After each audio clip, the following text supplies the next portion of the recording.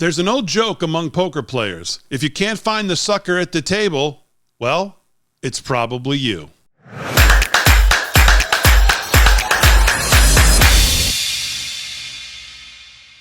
Hey everybody, Damon Roberts here, and this video is sponsored by Mike Lindell and MyPillow, mypillow.com/LFS6B. For all the best deals for the LFS6B audience, use our code LFS6B at checkout for 10 to 60% off. You got to get those orders in for the holiday season. You probably have to the end of this week to be able to get them on time for the Christmas holiday.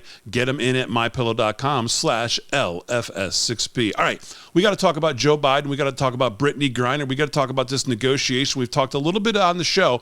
There's a great article today, as you can see here, from Simon Hankinson in heritage.org. I think it was originally put out on the Daily Caller. It's entitled Brittany Griner Trade Shows Who the Real Suckers Are at the Table.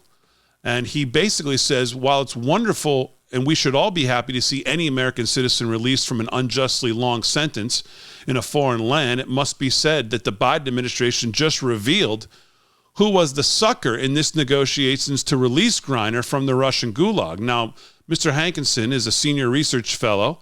He deals with border security and immigration center at Heritage Foundation. And he basically says that it can be argued that Griner obviously didn't deserve a long prison sentence for the minor transgression of bringing in some cannabis oil into Moscow's airport. Not only are some of Russia's laws unduly harsh, but it's obvious that they selectively enforce them against Americans for political advantage.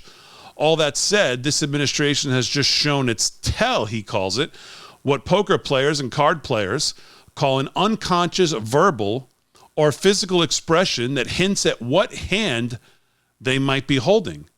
And what this trade tells us is that Biden and his administration places left-wing ideology ahead of all other national interests.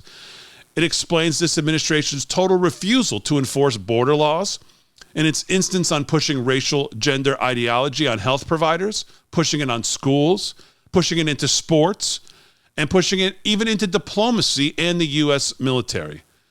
In negotiation, this prisoner swap, Griner's intersectionality score apparently overrode all other considerations.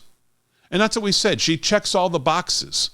This is why when you look at Maureen Whalen, who was obviously not negotiated for, now there's still some discrepancies in whether both were offered. Biden chose her over Maureen Whalen. But again, she checked the boxes of intersectionality, as Mr. Hankinson describes. Her intersectionality score apparently overrode all other considerations. And basically, that's why she's free, while other ordinary Americans molder in foreign jails. That's why weapons dealer Victor Bout, convicted of plotting against the lives of Americans, will soon be free to do it again. As a matter of fact, probably is right now. Griner's a Phoenix Mercury WNBA player who was arrested last February for possession of cannabis oil, which is illegal in Russia. She was convicted and sentenced to 9 years in a remote penal colony in Russia. Her sentence, while draconian, was classically Russian. Griner's situation was far from unique. Nearly 50 million Americans travel abroad each year, thousands of whom get arrested for various reasons. At any given time, a few thousand Americans languish in foreign prisons, some for legitimate reasons and some for trivial or trumped-up political charges. The U.S. cannot be expected to bargain for them all. Now, Mr. Hankinson says that he's argued before that making trades for prisoners is a dangerous game.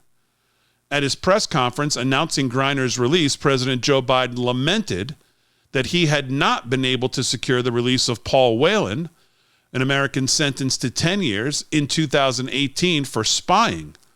The administration had declared both Griner and Whalen wrongfully detained, a category mandating extra diplomatic efforts to secure a prisoner's release.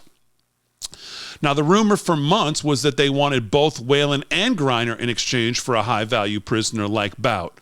Now, Biden never mentioned Mark Fogel, an American teacher who was arrested in August of 2021 on the same charge as Griner, possession of marijuana. Fogel, like Griner, said his marijuana was medical for pain management, but that didn't stop him from being sentenced to 14 years in prison. Fogel has never been declared wrongfully detained by the State Department, and there was never any indication of making him part of the deal for Victor Bout. Not coincidentally, he has also 0 points on the intersectionality scale. He's not a public figure, and his release would thus carry 0 public relations value for this administration. Victor Bout was a prolific arms dealer, selling weapons to the world's dictators, terrorists, and criminals. His 2008 arrest in Thailand by the U.S. Drug Enforcement Agency must have cost enormous staff, time, and resources. At the time of his swap, he had 15 years left on his 25-year sentence. Bout obviously had serious clout in the Kremlin. They wanted him back, and they wanted him back badly. That's not to say they deliberately took Griner as a bargaining chip, but Putin certainly used his leverage extremely well. As a consular office in foreign countries from India to Africa, this is Mr. Hankinson speaking now, I worked on many cases of Americans overseas who were at the mercy of foreign legal systems, including those characterized by corruption, lengthy delays, harsh and nonsensical sentencing, and third world jail conditions. It is something we warn Americans about for each country of concern. Nonetheless, Americans are a headstrong people. Some take risks and visit even places like Yemen, Iran, Somalia, and of course, Russia. Griner knew that Russia was a risky place to live. The State Department had a do not travel warning in effect for the country when Griner returned, and Russia's unnaturally high conviction rates, long sentences, and prison conditions are no secret. Griner took the chance in order to keep working and earning money. We can't blame her for that, but we can fairly criticize the Biden administration for putting their short-term political advantage ahead of U.S. national interests. Biden's team got Griner out, but at a high cost yet to be paid. The deal exposed not just the administration's willingness to count domestic politics into trade value, but their preference for favored groups. We're now the suckers at the table. Everybody knows it. Russia, most of all. So there you have it, folks. That's James Hankinson's look at this deal for Brittney Griner and the Biden administration, and I think he's right on the money. I think we said this when it first broke. Biden saw all the intersectionality, all the virtue signaling boxes checked with Brittney Griner. He saw none of them checked with anyone else. That's why she was prioritized, and that's why she's home. Will the Biden administration make the same efforts for Maureen Whalen? Well, I guess we'll just have to wait and see. All right, once again, support our sponsor, Mike Lindell, mypillow.com/LFS6B for all the best deals for the LFS6B audience, and use our code LFS6B at checkout, and we really appreciate it. I'm Damon Roberts, and I'll see you in the next one.